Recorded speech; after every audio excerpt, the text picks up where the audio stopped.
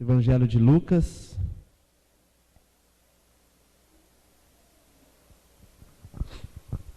capítulo 9, versículo 43, 44 e 45. Vamos meditar apenas nesses 3 versículos hoje.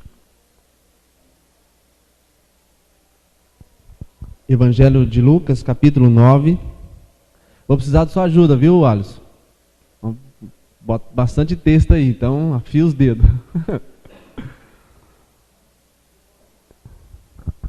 Evangelho de Lucas, capítulo 9, versículo 43 em diante. Traz como título: De novo Jesus prediz a sua morte. Acharam, irmãos? Diz assim: E todos ficaram maravilhados ante a majestade de Deus, como todos se maravilhassem de quando Jesus fazia. Disse aos seus discípulos: Fixai os vossos ouvidos às seguintes palavras: O Filho do Homem está para ser entregue nas mãos dos homens. Eles, porém, não entendiam isto, e foi-lhes encoberto para que o não compreendessem, e temiam interrogá-lo a este respeito. Vamos orar. Pai, graças eu te dou, Senhor. Te dou graça porque o Senhor é bom, porque a tua bondade é de geração em geração. Abençoe esse momento, Senhor. Abençoe a nossa reunião. Abençoe o nosso coração. Aquieta a nossa alma, Senhor, a fim de poder ouvir a tua palavra, a fim de que ela fale a nós, a fim de que saímos daqui edificados no Senhor, ó Pai. Obrigado pela tua palavra. Continue falando aos nossos corações em nome de Jesus. Amém. Bom, nós estudamos nas semanas anteriores a questão da transfiguração. Jesus sobe no Monte da Transfiguração, conhecido como Monte da Transfiguração, mas não é o Monte da Transfiguração, mas ficou conhecido como Monte da Transfiguração, porque lá aconteceu o evento da Transfiguração, certo? Ficou claro, né? E aí ele chama 3 camaradas que ele costuma, geralmente, que quando ele quer ter uma certa intimidade, que ele quer ter um momento de oração, ele chama 3 pessoas que ele tem uma intimidade, uma afinidade com eles. Quem são? Pedro, Tiago e João. Pedro, João, Tiago. Certo? Então, geralmente, quando ele queria ter uma certa intimidade maior com Deus, ou uma experiência diferente, como a questão da transfiguração, ele chama 3 pessoas, mas que ele tem mais afinidade. Dos apóstolos, dos 12 apóstolos, 3 ele tem mais afinidade: Pedro, Tiago e João. História de escola dominical. E aí ele vai para o Monte da Transfiguração, lá se transfigura, né? Ele mostra para os discípulos quem de fato ele é. E aí Pedro fica contente, feliz, porque Pedro quer morar ali, né? Engraçado ver essa história de Pedro, né? E Pedro quer morar no relento. Ele não quer nem ter casa, nem nada. Quando o cara encontra com Deus, irmãos, e vê como de fato ele é, nem casa ele quer. Quem quer casa é a teologia da prosperidade, mas quem quer Deus não quer casa. E aí Pedro está lá preocupado, porque quer fazer uma casa para Jesus, uma casa para 2 personagens que apareceram do lado de Jesus. Quem foi? Quem foram? Moisés e Elias. Aí Pedro falou assim: ó, vamos fazer 3 cabanas, ou 3 casas. Uma para Jesus, uma para Pedro, uma para Moisés e outra para Elias.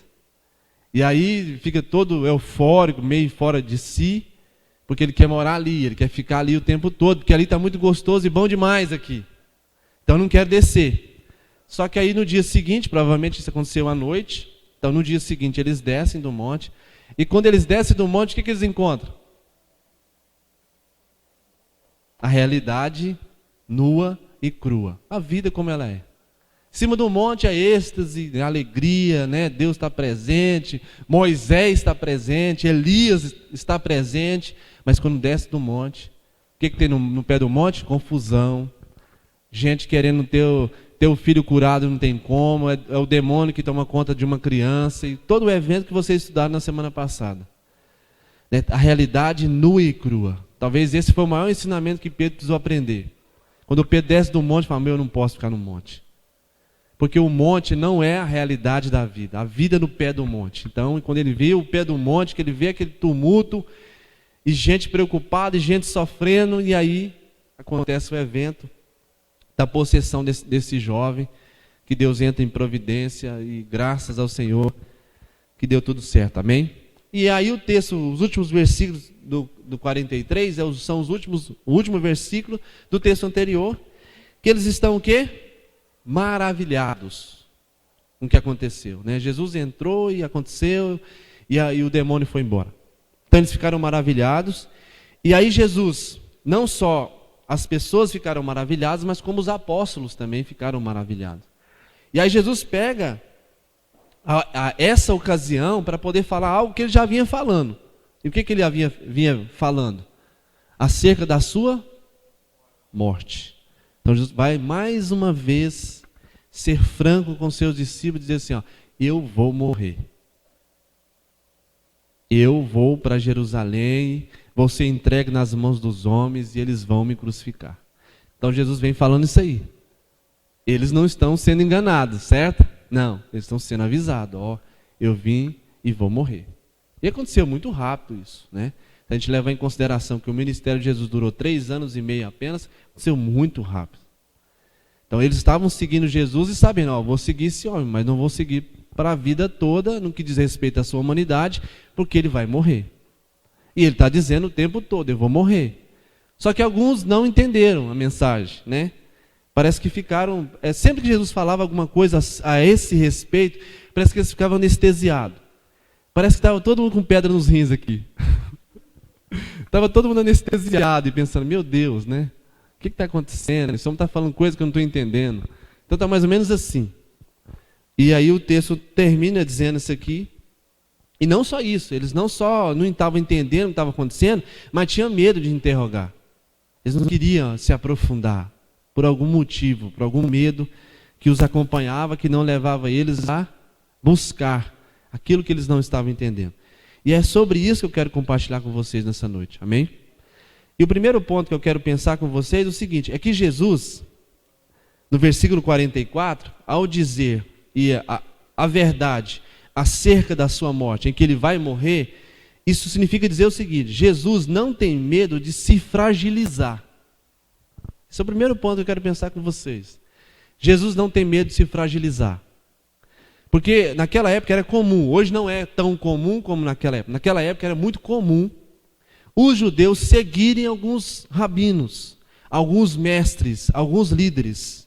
Era comum líderes terem discípulos. Então Jesus não vem trazendo uma novidade. Não é novidade de Jesus ter apóstolos. Não é novidade de Jesus ter discípulos. Não é novidade de Jesus arrebanhar algumas pessoas para poder segui-lo. Não, isso aí acontecia cotidianamente. Havia os mestres, os estudiosos daquela época, né? Os doutores daquela época tinham os seus discípulos. Por exemplo, João Batista tinha os seus discípulos.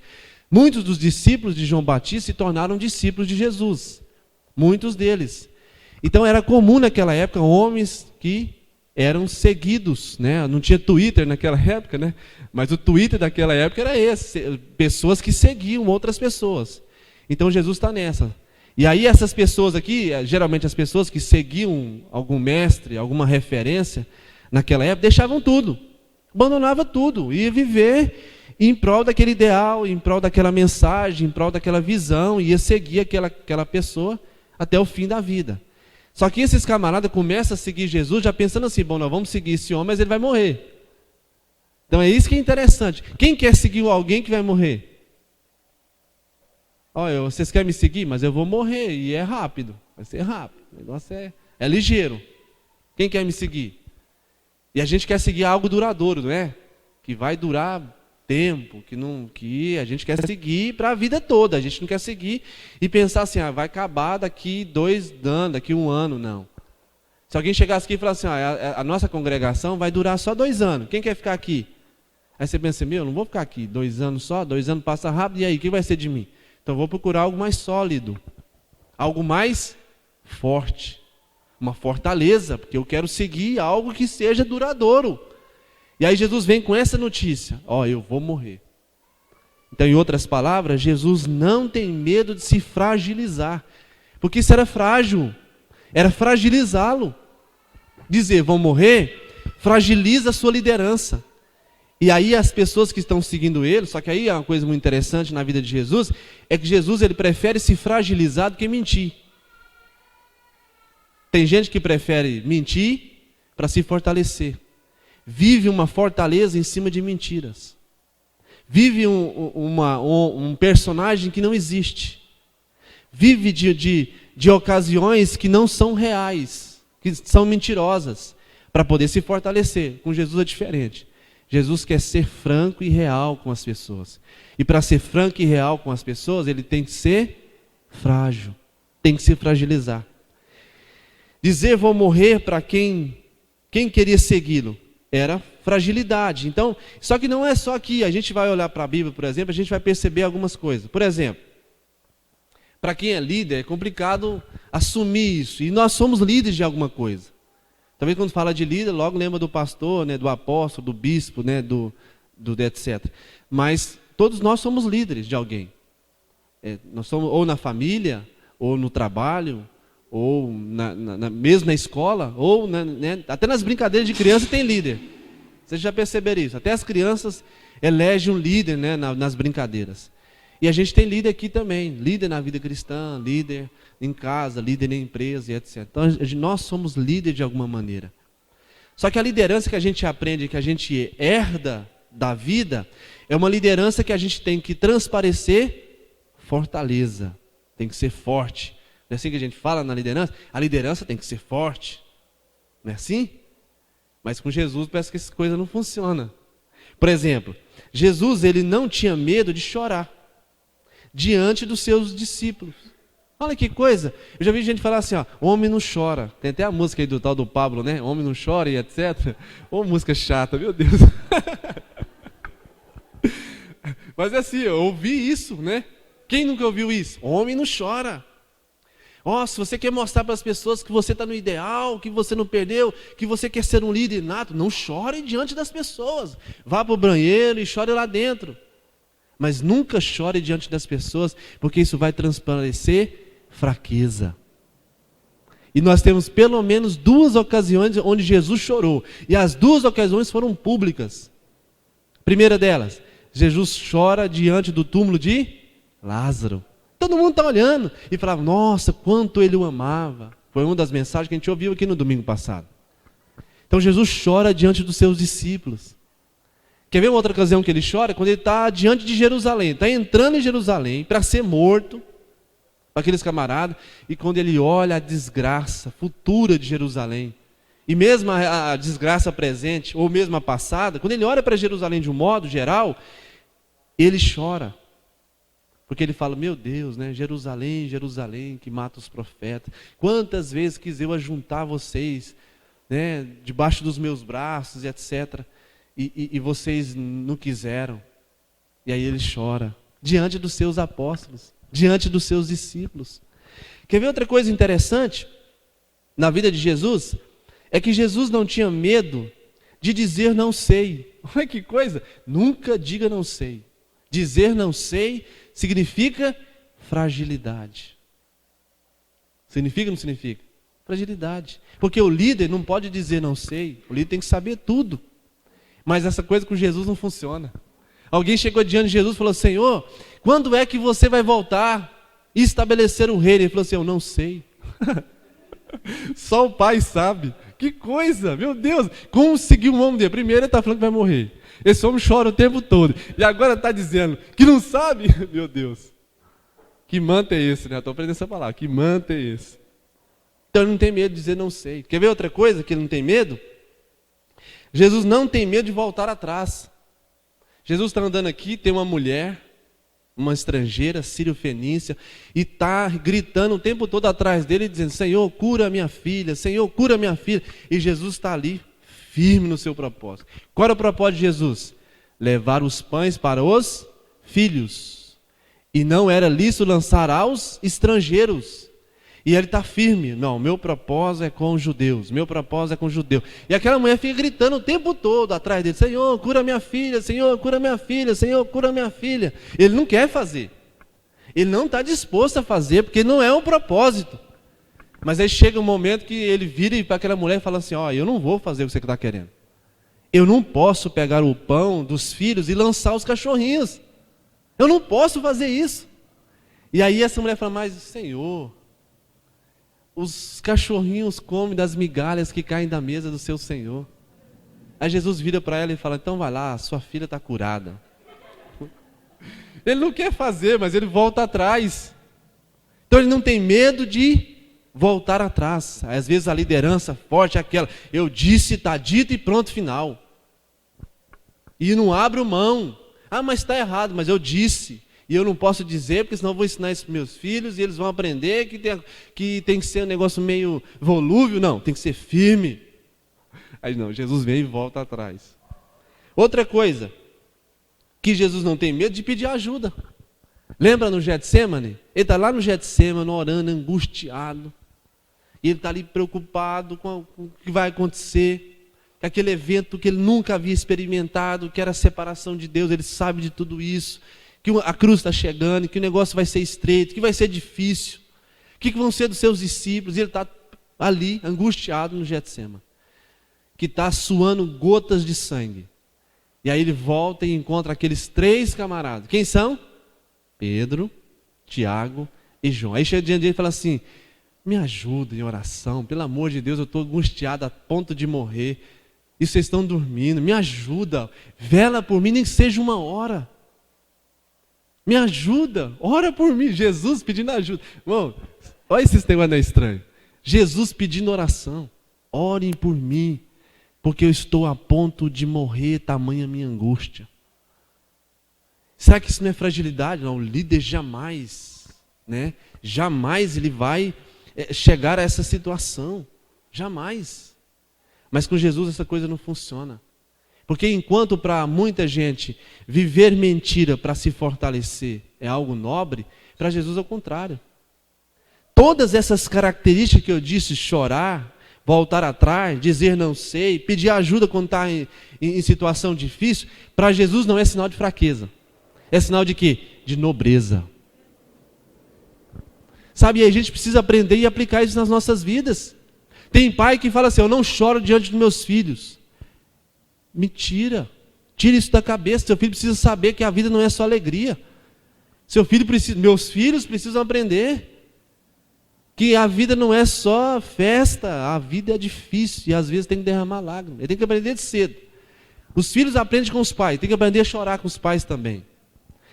Outra coisa, dizer não sei, não, jamais. Se meu filho vem com um questionamento, eu tenho que dizer para ele, ora, eu sei tudo, senão ele vai estar me ensinando aqui amanhã ou depois. Não, ele precisa saber que tem coisa na vida que não tem resposta.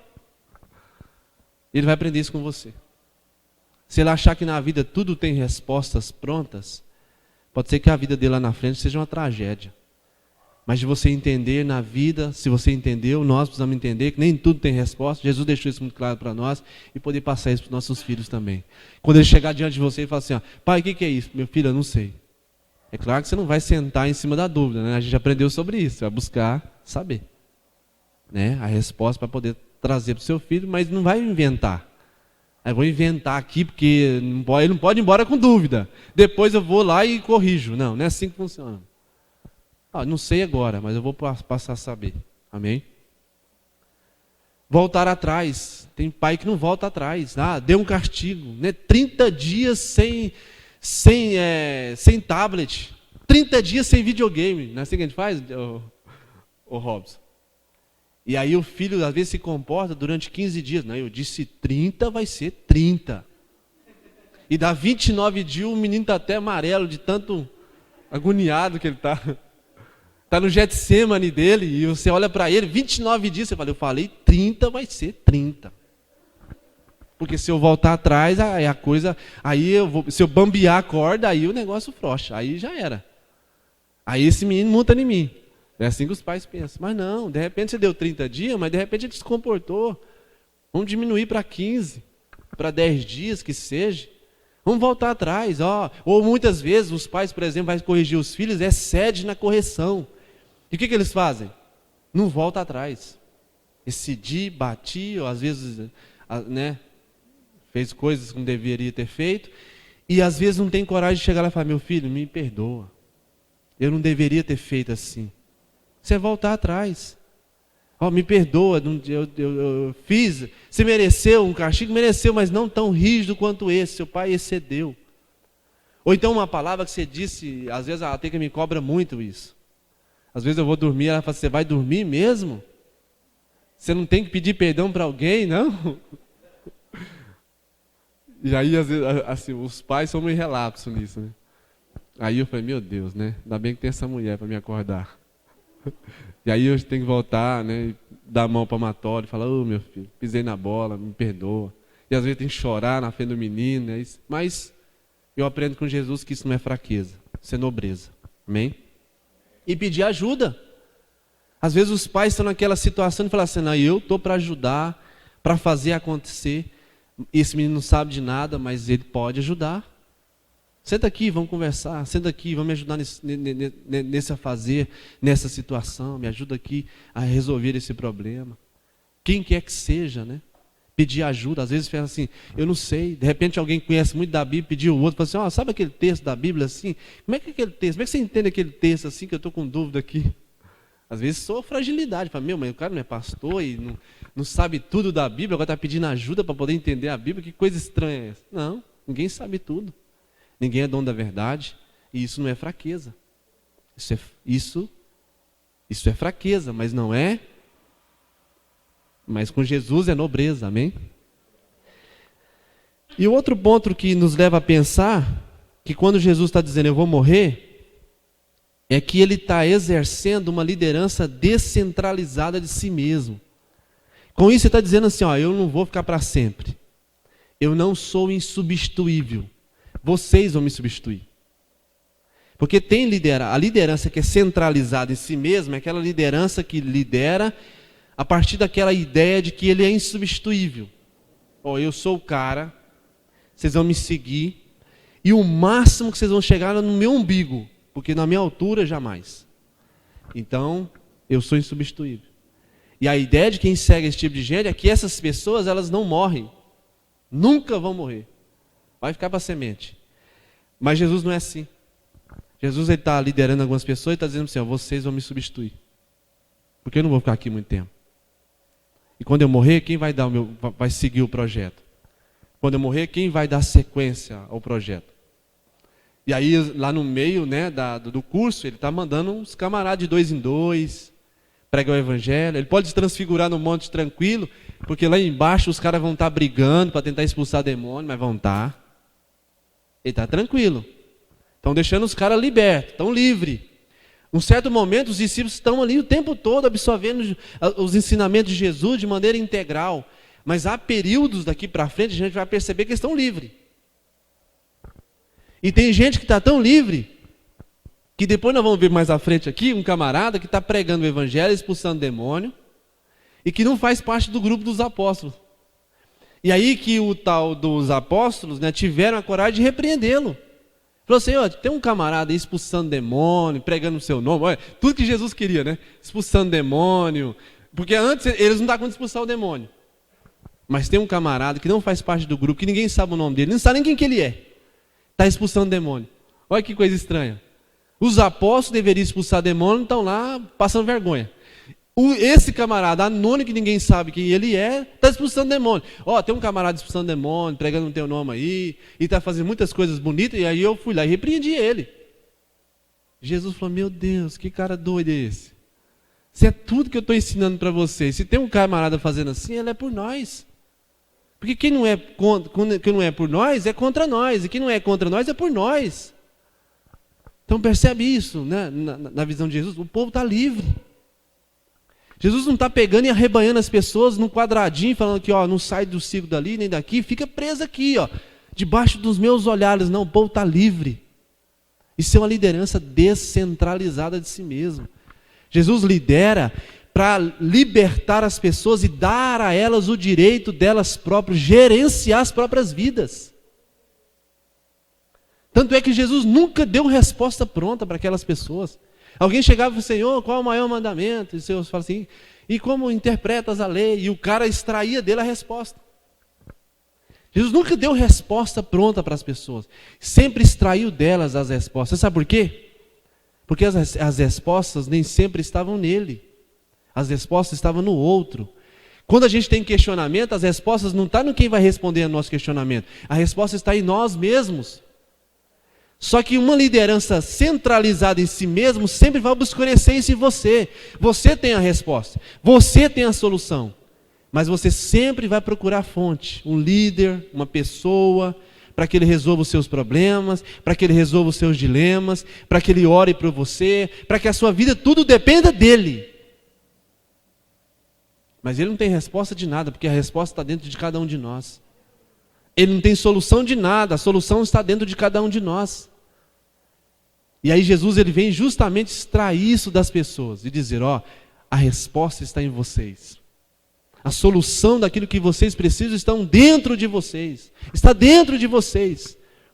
E uma liderança descentralizada de si mesmo, que não traz as pessoas e aprisiona para si, mas liberta, dá elas para o mundo de volta, liberta, dá para a vida e diz assim, ó, vão gerenciar a vida de vocês. Jesus não queria estar ali o tempo todo resolvendo problemas. Tanto é que quando chega um problema, ele fica nervoso às vezes. Lembra desse menino aqui? O menino do anterior? Aí o camarada vem e fala, Senhor, o cara tentou expulsar o demônio e não deu conta. Ele fala, meu Deus, até quando eu vou estar com vocês? Que coisa, será que vocês não conseguem resolver esse problema? Quando lá no mar, né, que as ondas se levantam e aquela tempestade, Jesus está dormindo ali tranquilo, sono gostoso, profundo, né? Os caras vão acordar, Jesus, pelo amor de Deus, nós vamos morrer. E ele fala, meu Deus, vocês não têm fé para resolver o problema. Vocês vão me incomodar até quando? Percebe? Que a resposta estava com os discípulos. E Jesus falou assim, a resposta está com vocês. Vocês que precisam amadurecer, ter autonomia. Vida cristã, é claro, é comunhão, é dependermos uns dos outros, é buscarmos conselhos, é termos ajudas no momento de fraqueza, é sim. Mas vida cristã significa autonomia. Se cada um de nós gerenciarmos as nossas próprias vidas cristãs, nós seremos mais úteis para ajudar outros que estão em dificuldade. Porque se a gente ficar empatando o caminho o tempo todo, a gente vai dificultar para aqueles que estão mais frágeis. Senão a gente fica como aquela casa que tem um monte de gente dentro, com gente que querendo mais é saber o que vai acontecer do que saber, obter alguma coisa, que tem que camarada subir num telhado e descer alguém que está frágil, quase morrendo, nos pés de Jesus. Porque pela porta ele não entra.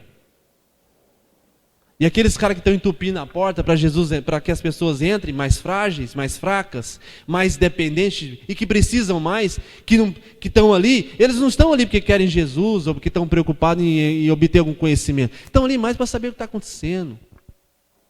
Então, para a gente não se tornar uma casa como essa, de entupir a porta e não permitir que o outro mais frágil entre, para gerenciar as nossas próprias vidas cristãs, sem estar dependendo o tempo todo de uma referência, que não seja Jesus, é claro.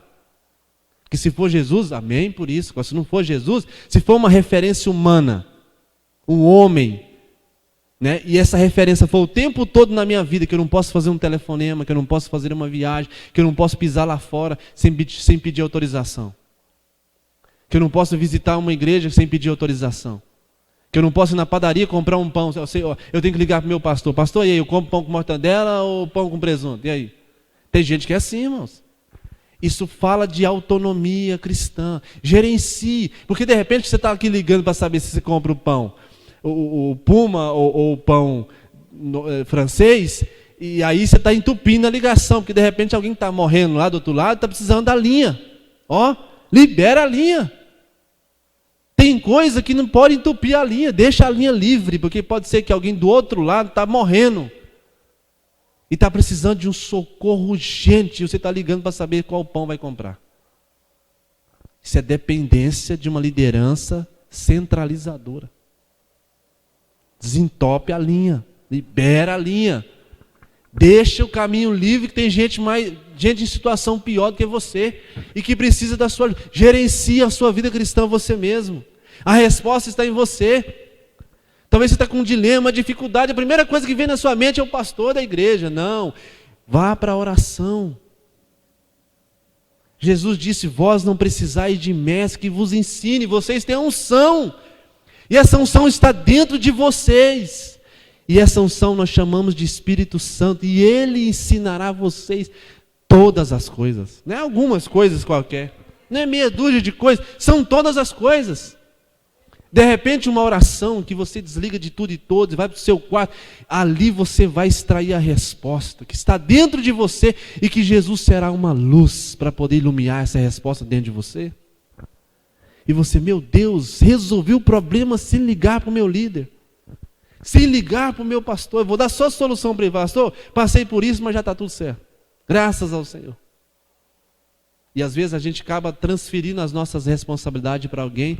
E esse alguém às vezes se sente na obrigação de poder fazer alguma coisa. E quando a coisa não dá certo, a gente culpa ele. Mas tá vendo? Foi o pastor que falou. E eu pisei na bola. Mas de repente é essa liderança que a gente quer. Mas não é isso. Ele também precisa ter o tempo dele para poder gerenciar a sua vida cristã. Amém? E aí a gente aprende com Jesus isso. E a outra coisa interessante que a gente tem aqui é que a gente tem um exemplo. Um exemplo de liderança descentralizada. Por exemplo, nós temos um exemplo, Eliseu. Eliseu é um camarada, é um líder nato, mas que exerce uma liderança descentralizada. Ele não lidera para si.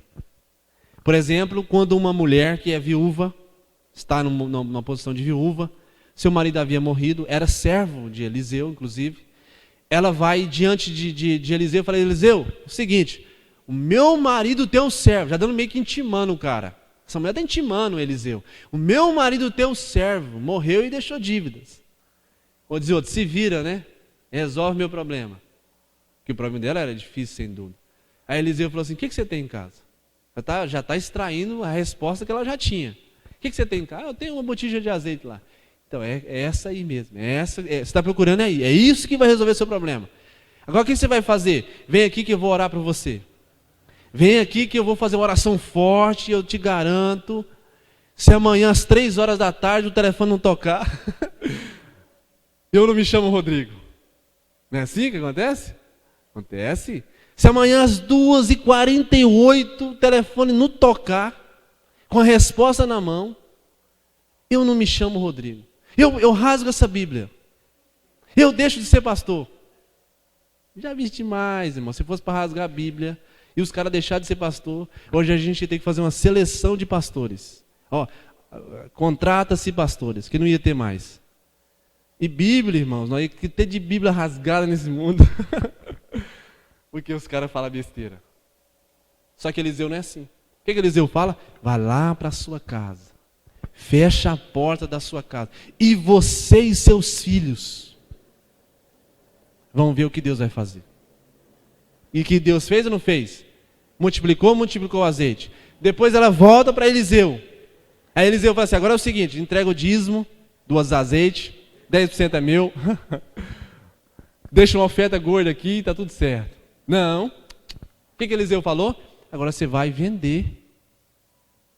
Não é assim não. Recebeu o azeite? Vai vender. Vai pôr uma banquinha. Ó, vende-se azeite. Vai vender o azeite. Mercado Livre, vende-se azeite. Promoção, frete grátis, né? Compra-se 1 litro e ganha uma ampola de brinde. Vai vender. E depois, vivei do resto. Você e seus filhos. Pronto. A resposta está lá. Estava tudo na casa daquela mulher. O azeite que ela precisava. O Deus que ela servia. Estava tudo lá. Quer ver outro exemplo? Naamã. Chefe general do exército da Síria. E aí ele é leproso. Precisa de uma solução. Fica sabendo que existe Deus em Israel. E ele sai da sua nação e vai para Israel encontrar quem? Eliseu. A fama de Eliseu correu. Porque Eliseu era duro na queda, irmãos. E aí a fama dele correu. Não porque ele quisesse, mas correu. E aí quando aquele camarada chega lá com o seu exército, todo cheio de medalha, etc. Chega na porta de Eliseu e fala assim: ó, manda esse camarada vir aqui, porque minha conversa com ele é olho no olho. Porque eu estou com um problema. E aí Eliseu fala assim: vai lá, Eliezer, né? Eliezer? Nossa, meu Deus, Geazi. É isso aí. Vai lá, Geazi, vai lá e fala para ele mergulhar 7 vezes naquela água de barro lá, Rio Jordão. E aí, o cara chega lá e fala, meu, mas que desaforo, meu. Saiu lá da minha nação para poder falar com esse camarada aqui e ele vem falar para mim agora, mandar um recado ainda para mim mergulhar nas águas barrentas do Rio Jordão? Ah, isso é conversa furada, eu vou embora. E vira e vai embora. No caminho tem um outro cego que vai convencer nele. Fala, não, isso é muito fácil fazer. Você já fez tanta coisa difícil. Isso aí que é moleza, isso aí é empurrar bebo na ladeira, isso é fácil demais. Você já fez tanta coisa difícil, isso aqui é moleza para nós. Eu entro com você e mergulho também. Se for o caso, Aí o cara pensou, meu, isso aí não é mesmo? Meu, máximo que vai acontecer é eu sujar de barro. Eu vou fazer esse negócio. Aí mergulha 1, 2, 3, 7 vezes acontece. E aí o cara, e não é que deu certo, meu, olha minha pele e tal, branca como e limpa como de um bebê e tal. E ele volta. E quando ele volta, aí ele encontra Eliseu. Fala, deu certo o negócio, o manto foi forte, graças a Deus, agora eu vim trazer uns presentes para você. Aí Eliseu, não, então bota aqui no canto aí os presentes, né? Deus é bom. Foi isso que ele falou? Falou, vai você os seus presentes para lá, porque quem fez algo para você não foi eu. Quem fez foi o Senhor dos Exércitos. Então se você quer presentear alguém, presenteie a Ele. Sirva a Ele. Seja dele. Lá na sua nação, seja a referência dele lá. Isso é o maior presente que ele quer. Não falou isso, claro, né? Mas entre linhas, está lá. E aí o que acontece? Mais uma frustração desse cara, né? Pega e vai embora. Mas vai feliz, sabendo que Deus existia em Israel e que existiam lideranças descentralizadas também em Israel. E esse camarada era Eliseu. Talvez Eliseu não só pôde mostrar o caminho para esse camarada, o caminho da cura, mas um caminho de uma verdadeira liderança. Porque aquele que veio buscar a resposta era um líder. E ele era chefe ele era um general de um exército. Talvez espelhado em Eliseu ele pudesse agora ser um líder mais humano, ser um líder diferente, que pudesse trazer as pessoas para perto, não no sentido de aprisioná-las, mas no sentido de libertá-las. Olha que ensinamento glorioso que Eliseu trouxe para esse camarada. Então, da gente pensar assim, com a vida de Jesus, eu quero encerrar aqui, né? Quando Jesus está dizendo, eu vou morrer, ele não tem medo de se fragilizar, porque fragilizar para ele significa nobreza. E o último ponto, já encerrei, é que a sua liderança é exercida de maneira descentralizada. Eu vou morrer, não sou insubstituível, vocês vão dar sequência ao meu projeto, vocês vão dar sequência à minha obra, eu vou estar com vocês o tempo todo, dentro de vocês, as minhas palavras vão estar com vocês, mas humanamente falando eu vou embora. E vocês vão tocar o barco, e vocês são capazes, vocês são livres para poder exercer a vida cristã, de gerenciar a vida cristã de vocês, de não ser peso uns aos outros, mas pelo contrário, de poder ser suporte. Em vez de ser peso, ser suporte uns para com os outros. Então é isso que é interessante. 2 versículos apenas, né? Praticamente. E o quanto o Senhor é bom para poder falar o nosso coração de maneira tão gloriosa, como Ele tem falado, e como uma vírgula, uma palavra da sua palavra é gloriosa para falar o nosso coração. Amém? Vamos orar. Pai, em nome de Jesus, louvamos o Teu nome, Senhor. Louvamos o Teu nome, Senhor, porque a bondade do Senhor é escandalosa, Senhor. Pai, o Teu amor é glorioso. Obrigado pela Tua palavra, Senhor. Fala nosso coração, nos ajude a espelhar as nossas vidas em Ti, Senhor. Onde quer que exercermos a nossa liderança, exerçamos segundo a Tua vontade. E segundo o espelho que nós temos diante de nós, que é o Senhor, ó Pai. Que o Senhor seja nosso espelho para a vida, em todos os sentidos. E também para nossas lideranças. Como pais, como patrões que somos, e como pastores, ó Pai. Como os líderes eclesiásticos, como líderes espirituais. Que o Senhor nos ajuda a exercermos uma liderança que tem o Senhor como espelho, ó Pai. Abençoe a vida dos meus irmãos em Cristo. cada um de nós, o restante da nossa semana. Dê saúde, paz, disposição, Senhor, para que possamos pegar na mão do arado, quer no sentido da obra de Deus, quer no sentido físico, a tirar o pão de cada dia sobre as nossas vidas. Que o Senhor nos capacite cada dia e cada vez mais, abençoando esse povo que aqui está, todas as quartas-feiras, ó Pai, absorvendo mais de Ti, e que possamos fazer parte não da multidão, Senhor, não do grupo dos 12, mas que possamos ser amigos de Ti, como foi Pedro, Tiago e João, Senhor. Abençoe a Tua igreja em nome de Jesus, e essa é a nossa oração, em nome de Jesus, amém.